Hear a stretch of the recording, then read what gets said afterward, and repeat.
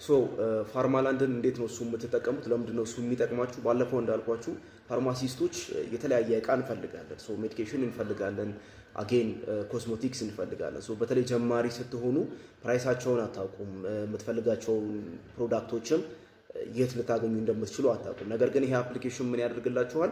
የተለያዩ ኮስሞቲክስ አስዌላስ ሜዲኬሽኖችን ፖስት አድርጎ ይይዛል ማለት ነው። ሶ እያንዳንዱ ሰፕላየር ይገባና አፕሊኬሽን ውስጥ ፕሌይ ስቶር ላይ ያወርደዋል። አፕሊኬሽኑ ካወረደው በኋላ በኢሜይሉ ሳይኒን ካደረገ በኋላ እያንዳንዱ አካውንት ላይ አካውንት ክሬት ያደርጋል። አካውንት ክሬት ካደረገ በኋላ ያለውን ፕሮዳክት ከፕራይሱ ጋር ከብራንዱ ጋር ፖስት ያደርገዋል ማለት ነው። ሶ ልክ ፌስቡክ ላይ ፖስት እንደምናደርገው ማለት ነው።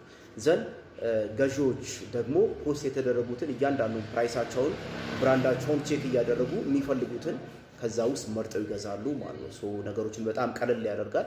ፕራይስም ለማወዳደር ስለሚጠቅም ፋርማላንድ ኢዝ ቤስት አፕሊኬሽን ሶ ትራይ ቱ ዩዝ ኢት። ታንክስ